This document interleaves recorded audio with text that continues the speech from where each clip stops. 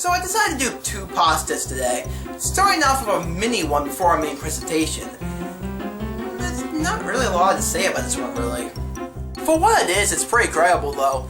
It acknowledges the limitations of what you can do with the game, the way it's hacked, and also how it ended was pretty funny, with Disney giving the gamer a message about not only banning the gamer from playing Toontown again, but also banning said gamer from seeing or watching anything Disney related.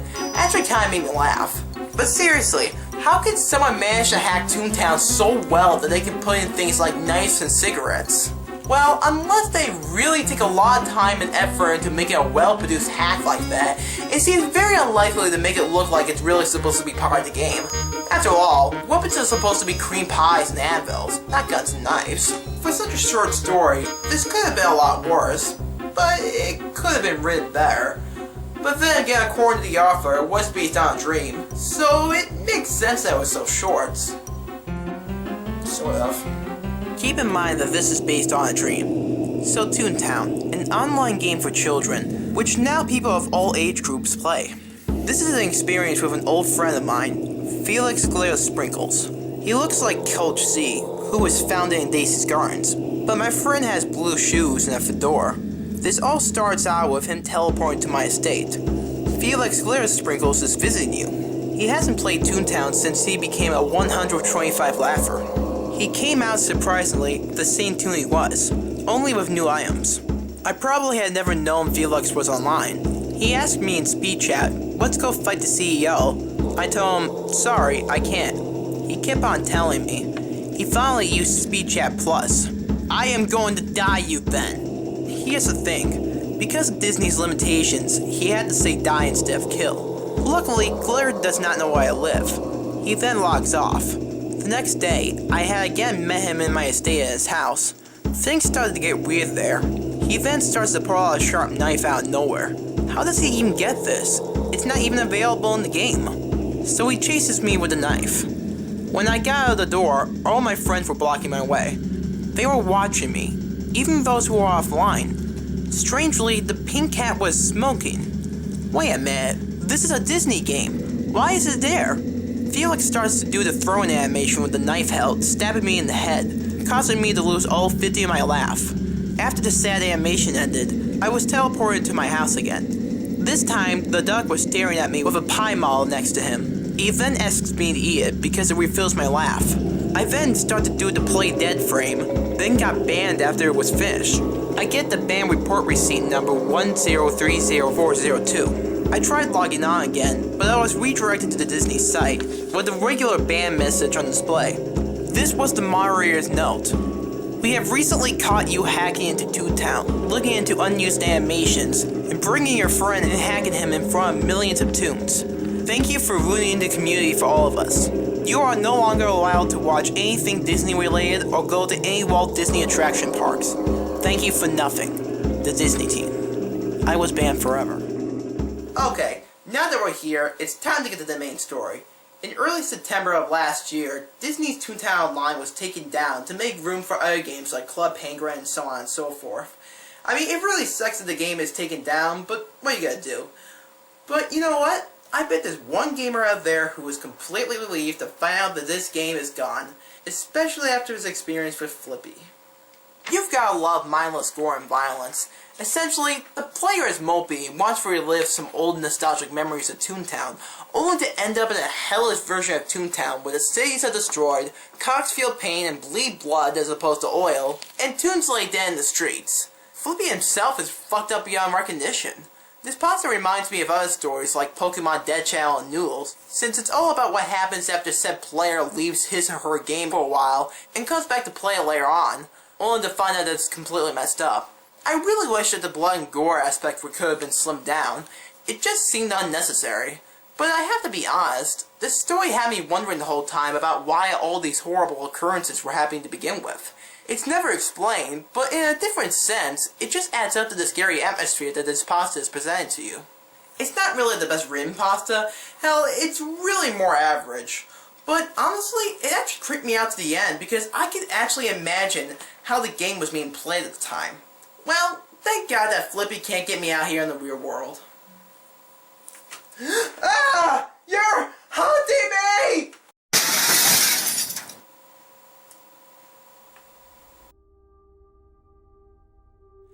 It started out normal and bright. That's how the whole day would be until night, right?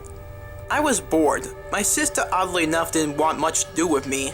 Dad was busy, and Mom told me to leave her alone since she was busy. Apparently, nobody wanted me around. I searched the dark recesses of my mind, thinking about the past. Maybe if I toyed with some things in the past, I wouldn't be so bored and lonely. I sat and thought. I thought hard, but then I had remembered Toontown. Now excuse my logic here, but why would I care? That was such a long time ago. It was a game for kids, and wouldn't they have canceled my account anyway? I tried to think about something else. My thoughts were moving deeper. Toontown. I kept trying. Toontown. My thoughts were racing, and so was my heart. Toontown. Some voice kept putting the word Toontown in my head. I gave up, and I decided to try. I hopped into my computer and opened Internet Explorer. I then went to the search bar and punched Toontown. Everything looked normal as usual on the site, but I couldn't help but notice one thing. On the page to sign in, there was a blue dog pointing at the login, and his looks were familiar. I couldn't quite recall the name. I was a bit disturbed by the fact his gloved hand pointed at the login that actually had my login name and my password already wrote in. Not only that, but the dog stared at me, just smiling, waiting for me to click the login. That's strange, I thought out loud. I was sure, being that this was years ago, as far as 2005, my password and login name would have been long terminated. Oh well. Despite that I didn't care for this childhood game, I let nostalgia take over nonetheless, and I pressed login. I read it in silence as it was just a black screen. No loading Toontown, no cheery music. My gut sank. I felt like I shouldn't have logged in, but I tried to ignore myself anyway. It didn't help my cause when the tune boxes came up. The hues seemed off, and the colors looked saturated. I felt my heart sink when none of my tunes showed up but a blue dog. What was his name? Oh yeah, Flippy. I was greeted with his name under his icon head. Nervously, I clicked on him. It didn't even take the time to load. I jumped when instantly, Flippy and I were in Toontown Central, but it didn't look like Toontown Central. Everything was lonely, decaying, nothing but Flippy and I. I swallowed hard and I began to hear the music slowly play, in reverse. It was a reverse version of Toontown Central's theme. I hit the forward arrow key, making him move forward. The sounds of movement were pretty normal. I wondered why the town looked like this, why it looked so desolate. But that wasn't the worst. Everything quickly spiraled downhill. I headed Flippy into one of the streets, and in the streets the buildings were decaying, ablaze, and the fire hydrants and trees destroyed. There was also oil with the heads of cogs sitting around at points, namely flunkies. The eyes were wide, almost hyper-realistic. Their jaws agape, and all their heads staring as if they had seen something horrible before the death. I knew they weren't living things, but how did they make such pained, terrified expressions? I think what disturbed me more was the heads lying around on and off the street, staring in horror, rather than why they made the expression. I came around a corner to a burning Toon headquarters in the middle of the street. My heart sunk in terror. I couldn't move Flippy any far. I tried, and all he did was shake his head no. Burning. A speech bubble appeared, with Toon Dog barking sounds. Not a colored one like chosen dialogue, but a secret friends bubble. This dialogue could only be done if it was typed. I became terrified. My first reaction was to X out of the game. I clicked. It wouldn't. I clicked again. I couldn't leave the game. I clicked multiple times, with no result. I could feel the fear rolling up in my chest. My thoughts of whether or not cogs lived changed entirely, and the sweat on my forehead as Flippy turned to face me. All he did was look at me with sadness. I pushed my chair back in shock. It's only appearing in the Boss Box Hog headquarters. Everything was graying. Nobody was there, but surprisingly the buildings were intact. I was no longer controlling Flippy, but he himself was running towards a cog. Again, a flunky. What was this fascination with flunkies, I asked myself in my mind. I gritted my teeth hard when Flunky turned to me. All he did was glare at me. No grr or no bending and veiling of the fists. Just glaring. Faces was all he said, again in a white bubble. A smile slowly animated onto his face. Chills ran down my spine. I wanted to run from my computer screen, but I was glued to the screen, being held hostage by this horrible nightmare. He chased the flunky and it ran, but he ran faster than it did. I was hoping when he got to the cog that he was gonna pie to death. I laughed nervously at the thought. At least that's what I hoped. My hopes were destroyed as I watched him tackle and pin it. The flunky struggled vigorously, but with no result of escape. I choked back spit once more as I watched Flippy pull out a saw, sawing off its legs. This time, oil didn't spill out, but blood and veins did. I watched as he violently tied a rope around the cog's neck, pulling it across the desolate grounds. Flippy entered the boss spot headquarters with it. The inside of the building was on fire, and I could hear real-sounding screams. I wanted to cry for help, but my voice had left me. Again, all I could do was watch as he pulled the flunky up a flight of steps. It begged him in voice bubbles for Flippy to let him go. At the top of the steps were only 4 tiles of space and railings. It was high over the flames. I watched as Flippy hauled the flunky forcibly, cornering it by the rail. This time, Flippy stabbed the flunky with a screwdriver. I covered my ears in fear as the sounds of high-pitched male screaming came from the speakers. I began to breathe hard. I could only hear my heart pounding, but that wasn't all he did, oh no. He pulled out a drill and ambled it to the flunky's head. It continued to scream, this time disorienting. Blood flying from its head? Seriously. When Flippy decided he had enough fun with the drill, he grabbed the end of the rope, tossing the flunky over the whale. He held the rope with his own strength as a brutal snap was heard. He hanged the cog. I was disturbed by everything I just witnessed. The death sounded like sounds from a real murder, but distorted. I knew I couldn't predict anything that was going to happen.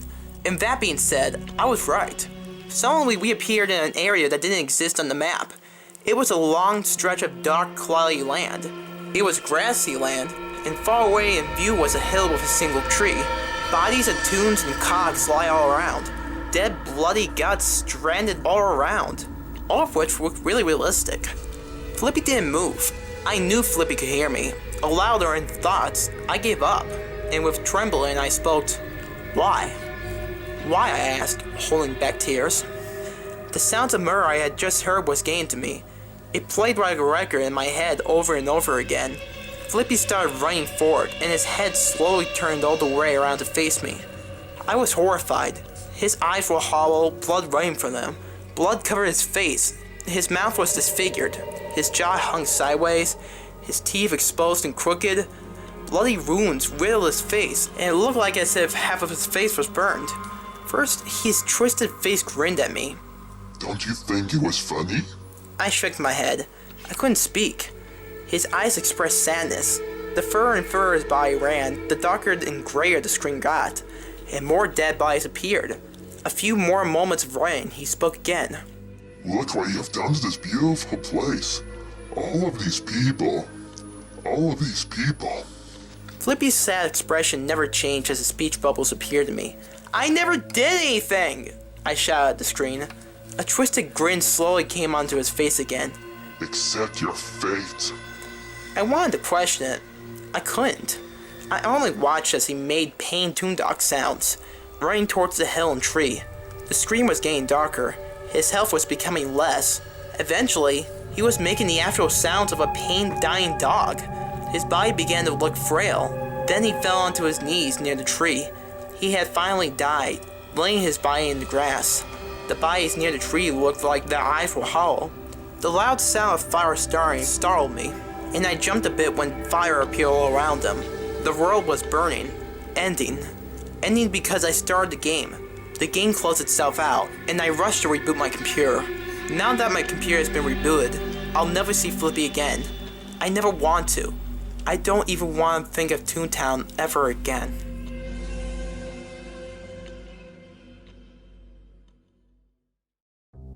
Alright, sorry about my freak out from earlier. Flippy really just likes to fuck around with me. You know, I was originally planning to make this video a few months ago, but I had a lot on my schedule at the time when I found out that this game was finishing up.